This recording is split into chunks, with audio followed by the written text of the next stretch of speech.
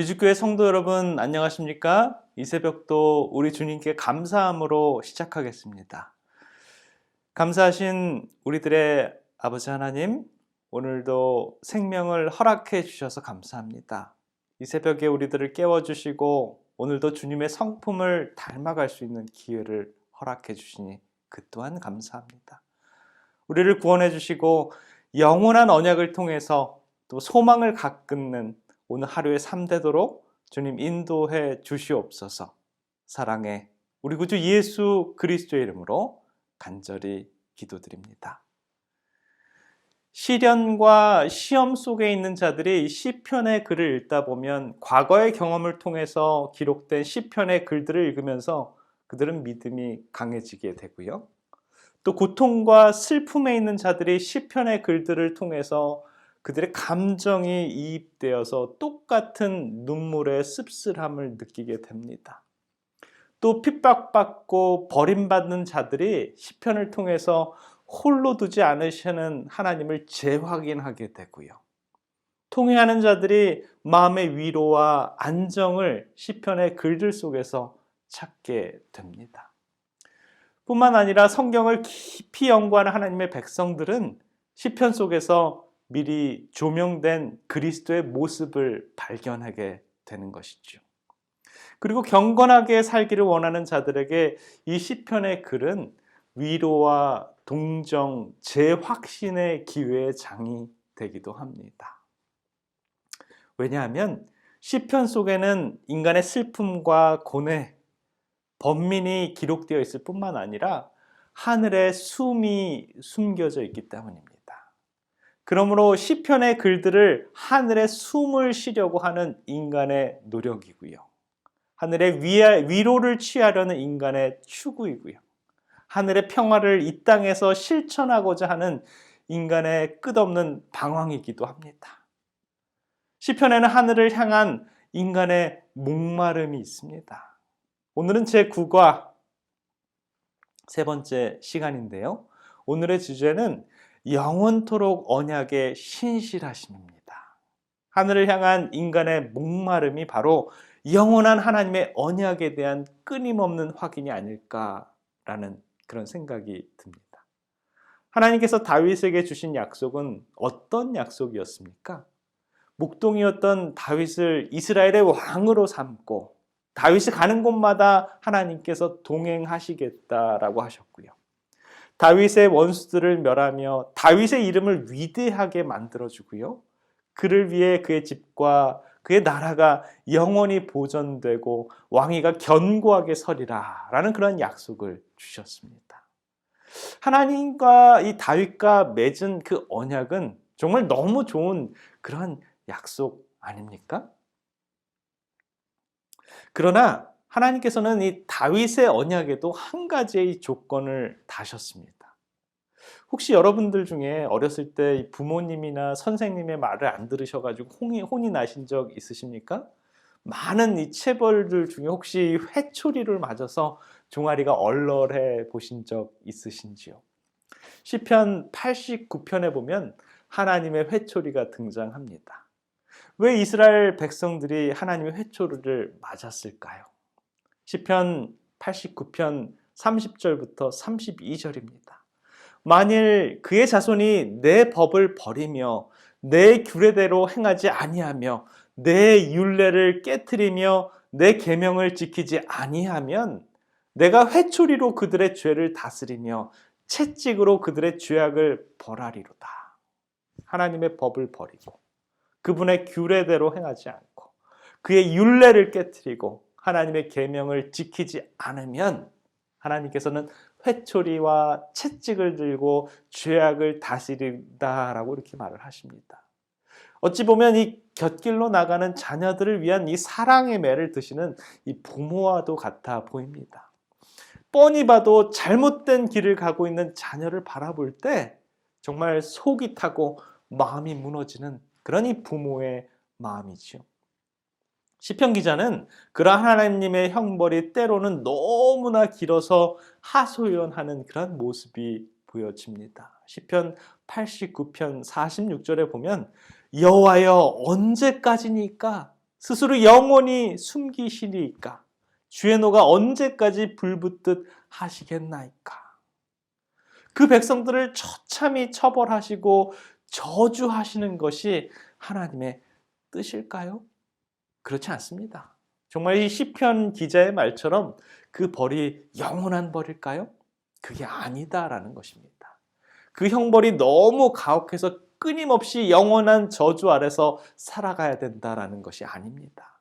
다윗에게 언약하신 그 약속은 어떻습니까? 이사야 55장 3절의 말씀을 볼까요? 너희는 귀를 기울이고 내게로 나와서 들으라. 그리하면 너희의 영혼이 살리라. 내가 너희를 위하여 영원한 언약을 맺으리니 곧 다윗에게 허락한 확실한 은혜이니라. 맞습니다. 하나님의 진노는 영원하지 않습니다. 우리 주님께서는 회개하는 영혼들을 용서해 주십니다. 반대로 영원한 것은 그분의 사랑이고요. 그 언약이 바로 영원한 것입니다. 우리 주님은 그분의 언약을 영원토록 하셨고요. 그 언약이 영원토록 신실하심을 우리의 마음으로 깨달아야 하는 것이죠. 영감의 교훈에 보면 이와 같이 설명합니다. 주님의 약속은 영원히 굳게 설 것이다 라고요.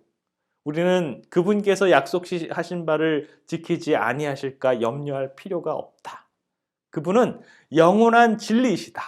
그분은 당신을 사랑하는 자들과 맺으신 언약을 결코 변경하지 않으실 것이다. 그분의 교회에 하신 약속들은 영원히 굳게 서 있다. 그분께서는 교회를 영원히 뛰어나게 하시고 여러 세대의 기쁨이 되게 하실 것이다. 라고요. 사랑하시는 미주교회 성도 여러분, 하나님께서 우리들에게 그 언약을 주시고 우리가 말 잘 들으면 그 언약을 잘 지키게 하시고 말 안 들으면 언약을 줬다가 뺏으시는 그런 분이십니까? 우리는 그분께서 약속하신 바를 지킬까 안 지킬까 염려하십니까? 우리 염려 안 해도 됩니다. 그분께서는 그 언약의 신실하심을 여러분 굳게 믿으시길 바랍니다. 그 언약의 1.1핵이라도 변개치 아니하시고 영원히 굳게 약속을 지키시는 분이 바로 우리 하나님이십니다. 교과전자는 우리들에게 질문을 던집니다. 골로새서 1장 16절, 20절, 22절에 보면 예수님은 어떤 분이시고 우리를 위해서 무엇을 하셨을까 하는 질문인데요. 만물이 그에게서 창조되되 하늘과 땅에서 보이는 것들과 보이지 않는 것들과 혹은 왕권들이나 주권들이나 통치자들이나 권세들이나 만물이 다 그로 말미암고 그를 위하여 창조되었고 그의 십자가의 피로 화평을 이루사 만물 곧 땅에 있는 것들이나 하늘에 있는 것들이 그로 말미암아 자기와 화목하게 되기를 기뻐하심이라. 전에 악한 행실로 멀리 떠나 마음으로 원수가 되었던 너희를 이제는 그의 육체의 죽으심으로 말미암아 화목하게 하사 너희를 거룩하고 흠없고 책망할 것이 없는 자로 그 앞에 세우고자 하셨으니. 이 구절에 보여지는 예수님의 사역은요, 천지 만물을 창조하신 창조주의 사역, 그리고 십자가에서 화목제물로서 그분의 육신을 드리심으로 하늘과 땅을 연결하는 구속주의 사역을 보여주십니다. 22절에 보면 창조주시요 구속주 되신 그리스도로 말미암아 저와 여러분들을 거룩하고 흠없고 책망할 것이 없는 자로 세워지기를 바라는 것이 바로 우리 하나님의 마음입니다. 어찌 보면 이 말씀은 요한계시록 5장의 하늘 보좌에서 하나님의 어린 양이 하나님의 오른손에서 생명책을 취하실 때 내 생물과 24장로가 하늘 보좌에서 어린 양을 위한 노래에 나오는 승리한 백성들을 위한 노래와도 같습니다. 그들이 새 노래를 불러 이르되 두루마리를 가지시고 그 인봉을 떼기에 합당하시도다. 일찍이 죽임을 당하사 각 족속과 방언과 백성과 나라 가운데서 사람들을 피로 사서 하나님께 드리시고 그들로 우리 하나님 앞에서 나라와 제사장을 삼으셨으니 그들이 땅에서 왕 노릇하리로다 하더라. 승리한 거룩하고 책망할 것이 없는 하나님의 백성들이 하나님 앞에서 나라와 제사장을 삼으시고 그들이 땅에서 왕노릇 하시기를 바라는 것이 바로 예수님의 심정이다라는 것이죠. 영원토록 우리들을 위해서 약속해 주시는 그분, 신실하신 하나님을 끝까지 신뢰하시는 우리 믿음의 성도님들 되시길 바랍니다. 오늘 이 새벽에도 든든한 약속을 주신 우리 주님을 생각하시고 그 약속이 결코 변함이 없이 신실하시기를 원하시는 우리 주님의 마음을 이해하시길 바라면서 말씀을 마치겠습니다. 기도하겠습니다. 영원하신 언약을 주시고 그 약속에 늘 신실하신 우리들의 아버지 하나님, 오늘도 저희들에게 주님의 약속을 잊지 않고 인도해 주셔서 감사합니다. 다윗에게 언약을 주셨던 것처럼 우리 모든 주님의 백성들에게 영원한 상급을 허락해 주시고 변함없는 주님을 우리들의 마음에 새기는 귀한 하루의 생애가 되도록 주님 저희들과 동행해 주시옵소서. 거룩하신 우리 구주 예수 그리스도의 이름으로 간절히 기도드립니다. 아멘.